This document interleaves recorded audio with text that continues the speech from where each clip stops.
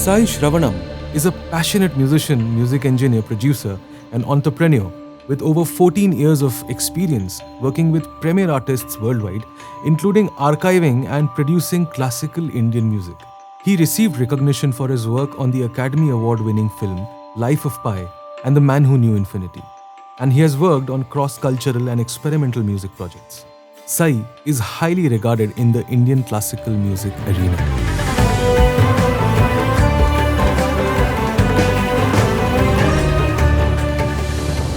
Welcoming Mr. Sai Shravanam. Thank you so much, sir, for coming all the way from Chennai to Bombay to have this enriching talk and to enrich our viewers with all the experiences and the knowledge you have. It's an honor for me. Thank you, Megdeep, for inviting. Thank you so much. And so, straight off kicking into the discussion, as a music composer, producer in today's times, where I've grown up in an age where the technology for producing music has evolved so much that it has enabled me to write my music with the right sound, you know. And my first point of discussion is that in today's times, because of the evolved technology and evolved resources, and especially the localization of the most I should say, intricate resources of recording and producing music, it enables me as a kid, I would say, to compose music with the tonality of it. And it brings me to a question, or maybe a point to discuss with you. How do you see the integration of sound and music in today's times? And to add to it, you have been putting some very serious efforts in conserving the traditional folk art of Tamil Nadu recently, and where there's one instrument called parai, and it's and the beauty of its sound being with the stone walls that you made possible to be explored and to be captured and to be documented. Please tell us something about that. So, I've never seen music and sound as something very different from each other. It's just sound and harmony, sound that goes around in a musical way, the notes that all come together. I could never separate the word music and sound ever since I was born. And I'm not a formally trained artist, nor am I a formally trained sound engineer. It's just my love for sound, the way it has caught me. Anything to do with sound, for example, be it the tapping of your feet, to playing the tabla, to mixing songs. It's all about being inspired by sound. And music is something that is sound, a canvas of sound. In my journey of understanding sound, I've always realized that perception of sound is something that is very important for people. We do think that you have to learn sound in a certain way. There are courses where you teach sound, but it is about perception. What is perception? Perception is not just hearing, but it's listening and also feeling the other senses participate in your listening. So it's about how you see a stroke in an instrument, to how you see the leather move, Correct. to the dynamic, Correct. to the sound reaching you, Yes. to the effort of an artist, to what you capture on your system, is all a perception of sound. It's not merely the word capturing, it's not merely listening, Correct. it's not just hearing. Correct. It's an all-composite, harmonic, sensory feeling as a sound engineer, as a musician, that I get to see all my life. And I've been so lucky in actually recording and producing some of the best of Indian classical artists, folk artists. And it's been a beautiful journey. And every time I hear it, every time I listen to it, every time I experience an artist, like you said, you're a kid, I still feel we are still continuing to be kids, so astounded by sound, so taken aback by what it can do. Every time you record a tabla, every time you record a mridangam, every time you record any instrument, it's never the same. Correct. And it can be the same player, it can be the same instrument, Yes, absolutely. but just the composition would change and the whole perspective of sound would change. So When you talk as music, you can say it's a tabla player, you can say it's an instrument tabla, you can say it's a mridangam, you can say it's parai, you can say veena, sarod, sitar. Correct. But is it the same for you and me? No. No. Take now, and just 3 minutes later when he plays the same thing, Yes. the sound of it changes. Exactly. The musical notes are the same. Exactly. The artist is the same.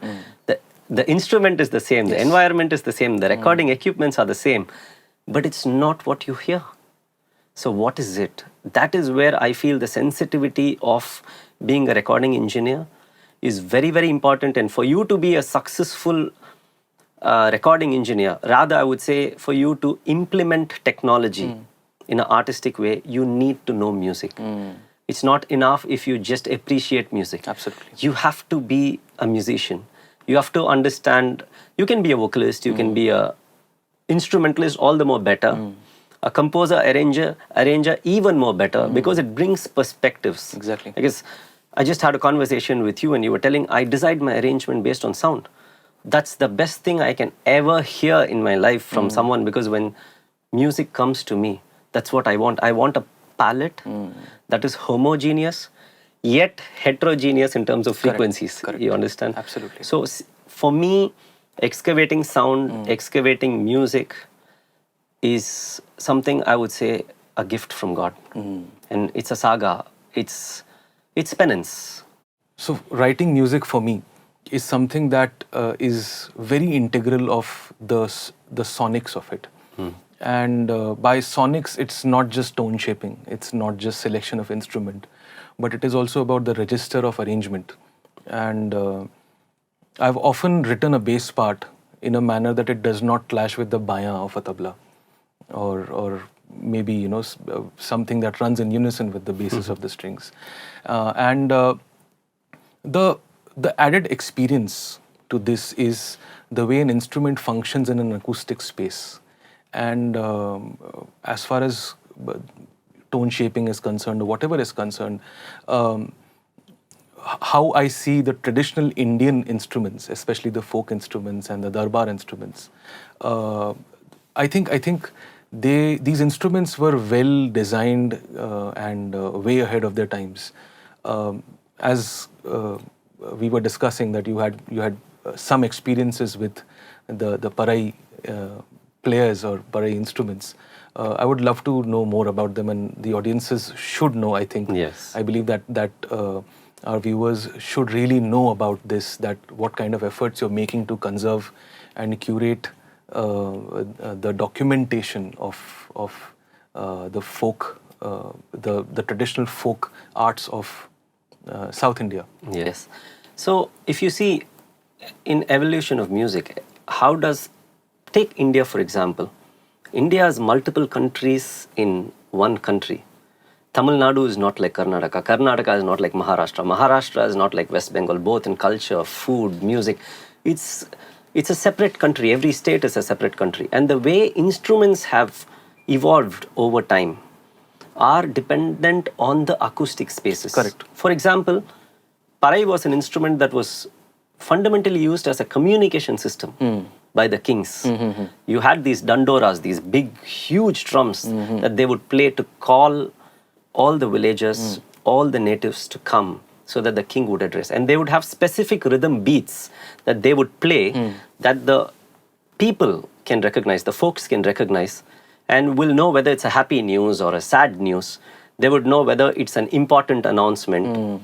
This was the temple bells were used for that, saying there is a puja going on. How did all of this evolve? They would design an instrument depending on the acoustic space. Correct. Why was a dandora used? Why was a big drum used? Because big drums can produce low frequencies. Low frequencies have very long wavelengths. So when you play a drum, it reaches a kilometer and a half. Yes. And then people can actually hear the rumble and they would come. So instruments, temple bells, all of these were fundamental. Let's say, for example, a santur today, you go back to veena. It was all ekatantri veena. It started with a bow and arrow. So when the hunter used to take the bow and then leave it, he would hear the string. And the tighter and taut it is, the higher the pitch. Correct. And then slowly harp came into, we used to call it yar. in Tamil Nadu. Okay. In Sangam poetry, it will be called as yar. Okay. Today we use the word harp, swarmandal, but it's yar. So the yar would be something that has come from the tribes, from the forests. And then it was all tuned. It all came together. So evolution was around the space, around the need, around the communication system. And when all these folk instruments started coming together, in temples where a tawil or another swaram would be played, or a dandora would be played, all of these instruments needed to reach out to people. And these stone walls would act like resonating chambers. Every hall would be a resonating chamber. Correct. And every reflection would help in amplification of sound if well constructed. Correct. The same reflection could also cancel the sound. But in human perception, any room, any resonance would amplify the sound. So what you play and the texture of the sound also changes. This is something that is so important in today's time of modern era. When you see in modern technology, we all have moved into so much with information technology and internet and access to so much information and technology.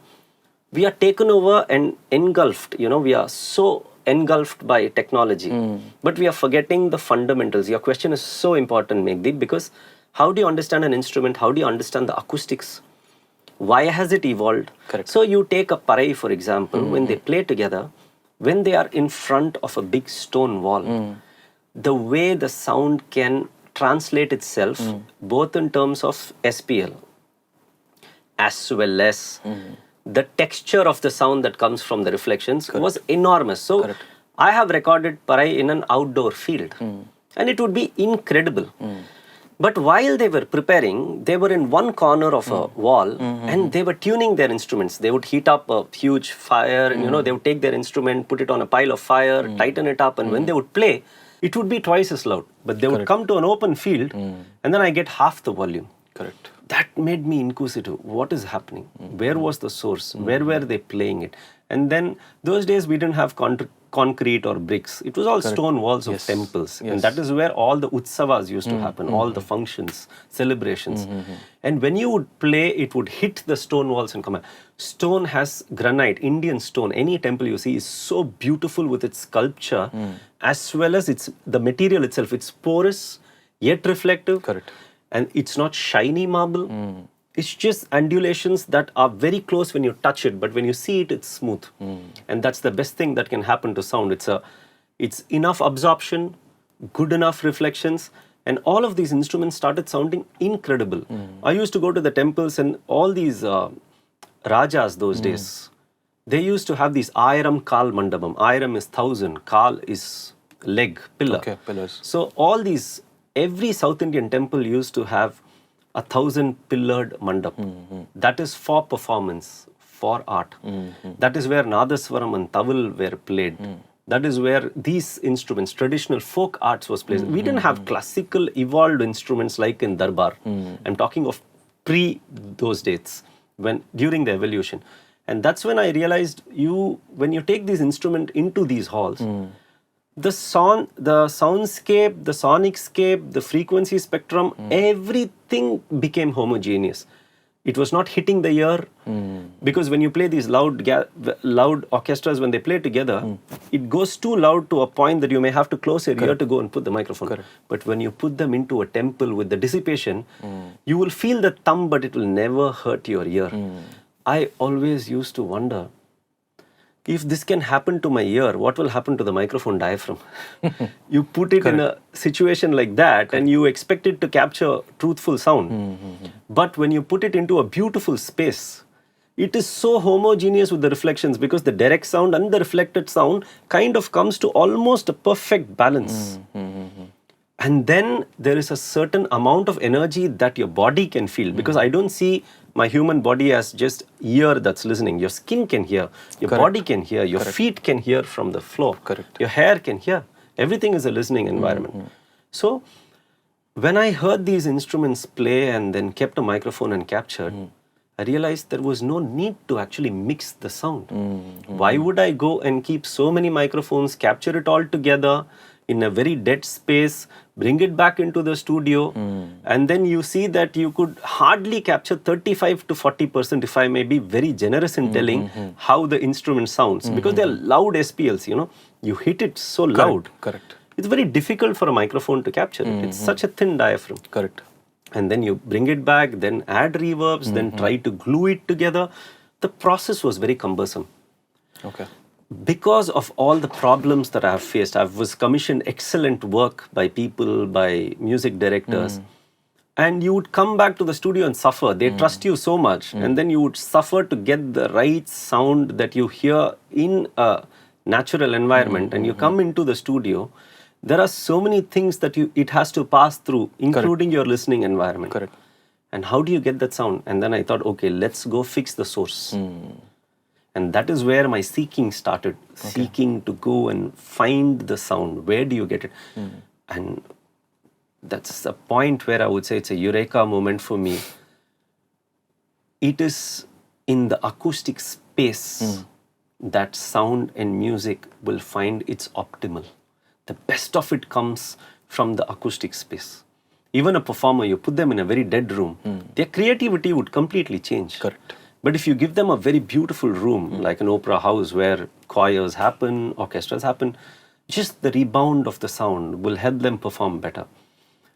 I was thinking, with so much into technology, being so much drawn by technology, which is of course something why we are here today. Correct. But how is it that we give equal and more importance to the source so that the technology would by itself grow to much better heights when the source are better and not completely depend on the technology itself. So understanding science and understanding art and making art and science is something that really pushed me over time.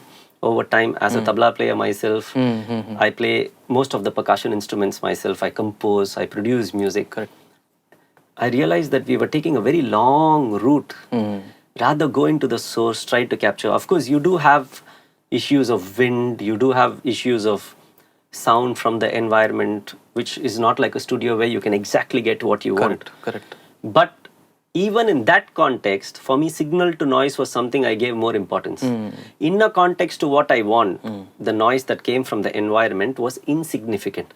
So I concentrated more on the artist and their performance and not just on the technical details of how we capture it.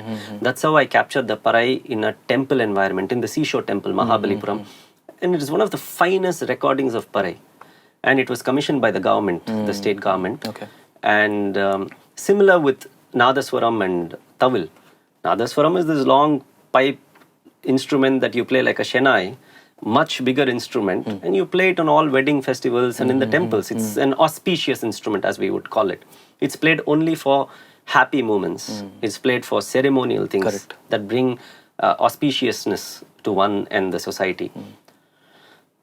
They used to come into my studio. My studio is also designed with a lot of wood. Okay, because I truly believe in reflections. I do not like dead spaces. I do have a dead space in my studio, but I most often bring acoustic instrument into live rooms. Okay.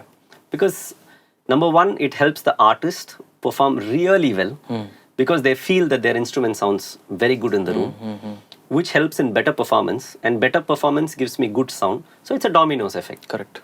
When I brought Nadaswaram artist into the studio, when he plays, it would sound like a paper whistle. In the wedding hall, it would be so loud. In the temple, it will be so loud. And then you come into the room, you feel like it's all a paper whistle and literally cutting through your ear. Correct. You can't stand inside the room.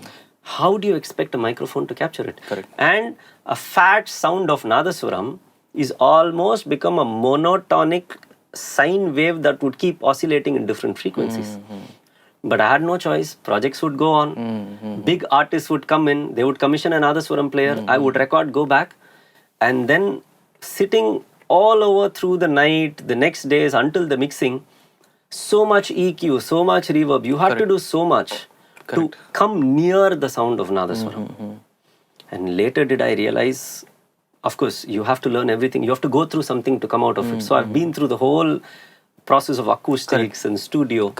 And finally, I realized, why don't I go to a temple? Why don't I go into acoustic spaces? Even a school auditorium, just take a normal recorder. It's a monotonic sound. I don't need a hi-fi preamp or anything. Correct.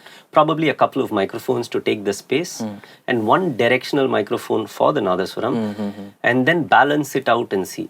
When I started doing that, it was really a sense of huge relief, because it's not about being successful and capturing something and claiming yourself to be an incredible sound engineer. Correct. But I owe myself a responsibility towards art.